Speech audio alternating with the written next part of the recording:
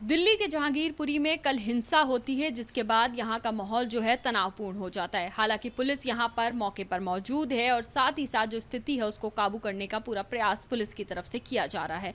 लेकिन यहां पर किस तरह का माहौल रहता है, किस तरह के लोग रहते हैं और क्या कुछ यहाँ के लोगों के बारे में यहाँ की पार्षद का कहना है, उनसे जानेंगे। इस वक्त मेरे साथ इसी इलाके की पार्षद पूनम अश्विनी जी मौजूद हैं, साथ ही साथ उनके पति अश्विनी बागड़ी जी भी मौजूद हैं। दोनों से बात करते हैं क्योंकि इस इलाके में बहुत ज़्यादा सक्रिय हैं वो लोगों को बहुत अच्छे से पहचानते हैं, इसलिए दोनों से बात करना बेहद ज़रूरी हो जाता है। मैम, पहला सवाल मैं आपसे लूँगी कि आप इस इलाके की पार्षद हैं, किस तरह के लोग यहाँ पर रहते हैं और जो हिंसा हुई है उसके बारे में क्या कुछ कहना है?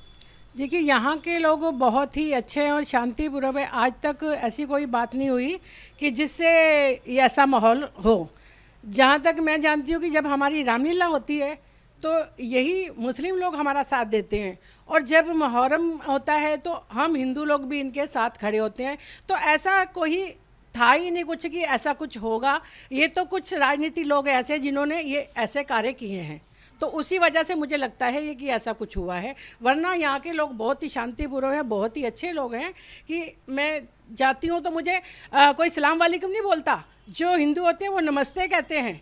तो बहुत खुशी होती है कि ये हमें अपना समझते हैं, गले मिलते हैं। वो हमारे नवरात्रों में हम कीर्तन करते हैं तो साथ में आ जाते हैं, उनके यहाँ रोज़ा होता है तो हम लोग चले जाते हैं। तो ऐसी कोई बात है ही नहीं है। ये किस वजह से हुआ तो बहुत मुश्किल कहना है ये क्यों हुआ। मैम, यहाँ पर कल हमने देखा कि यहाँ पर बहुत सारी वीडियोज़ ऐसी सामने आती हैं कि जिस वक्त शोभा यात्रा निकाली जा रही थी उस दौरान पथराव शुरू हो जाता है और दो समुदाय के बीच बहुत ज़्यादा ये जो हिंसा है वो बढ़ जाती है। इसके बारे में क्या कहें, किस तरह के यहाँ लोग रहते हैं? क्योंकि एक थ्योरी ये भी सामने आ रही है कि बांग्लादेशी लोग यहाँ रहते हैं, क्या कुछ रिकॉर्ड है उनका, क्या कहेंगे?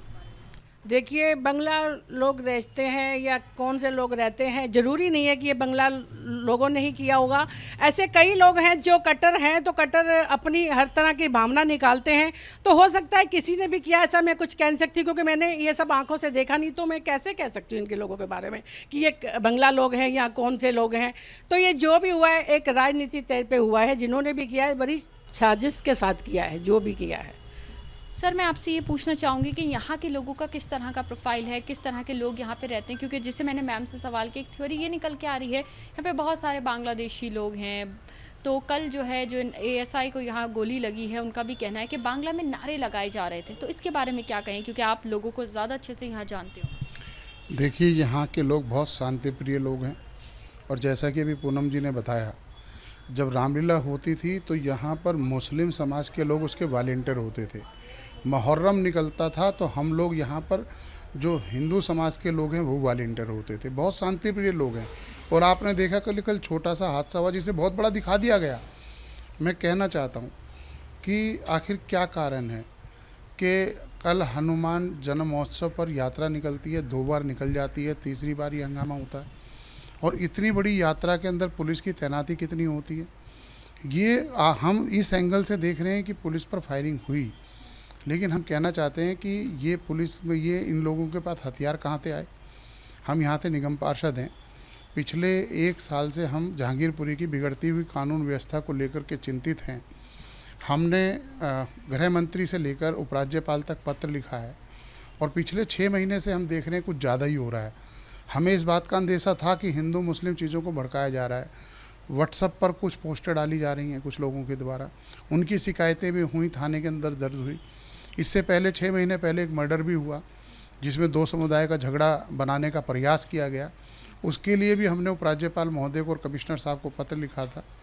और यहाँ पर जब पुलिस की तैनाती कम थी तो निगम पार्षद महोदय ने आरटीआई के माध्यम से थाने की स्टाफ की स्ट्रेंथ जानी थी, जिसमें 47 के करीब पुलिसकर्मी कम थे।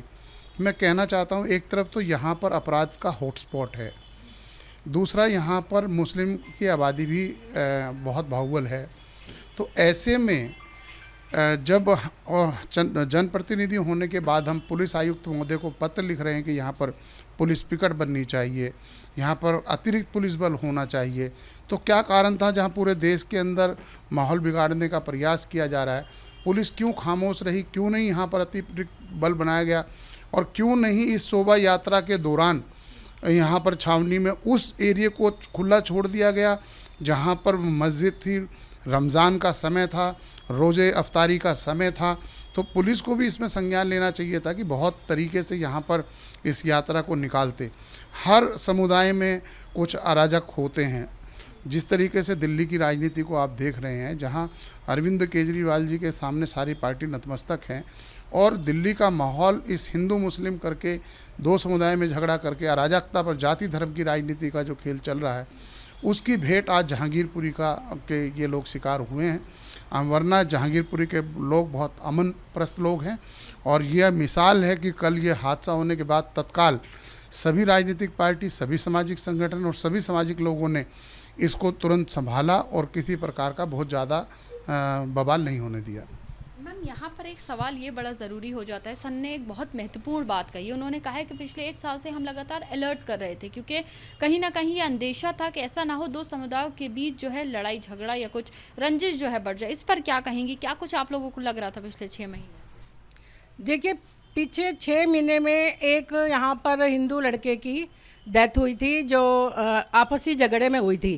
किसी यहाँ हो सकता है मोमडन थे वो जिन्होंने मर्डर किया था, या हिंदू थे जिन्होंने मर्डर किया था। उस वजह से थोड़ा माहौल ख़राब हो रखा था, तो इसीलिए हमने पत्र भी लिखे कि यहाँ पर पुलिस की जो है तनख्वाह बढ़ाई जाए। तो हमें ऐसा ये तब से महसूस हुआ, बाकी उससे पहले ऐसा कुछ भी नहीं था कि कुछ हिंदू मुस्लिम में झगड़ा हो रहा है या कहीं पे कुछ ऐसी बातें चल रही हैं। ऐसा कुछ भी नहीं था, सभी लोग प्रेम से शांति से रहते थे। तो ऐसा हमें कुछ भी ऐसा नहीं लगा कि जिससे कि माहौल ख़राब हो। यहाँ एक और सवाल ये बन जाता है कि जब माहौल यहाँ पर ख़राब हो जाता है, उसके बाद कई सारे लोगों का नाम एफआईआर में आता है, उनकी गिरफ्तारियाँ भी हो चुकी हैं। उनके बारे में क्या कुछ कहेंगे? क्योंकि कुछ लोग ऐसे भी हैं जिनका क्रिमिनल रिकॉर्ड रहा है, तो इलाके में किस तरह का माहौल है उनको लेकर? देखिए, झगड़ा हुआ है, हिंसा हुई है, उसे नकारा नहीं जा सकता।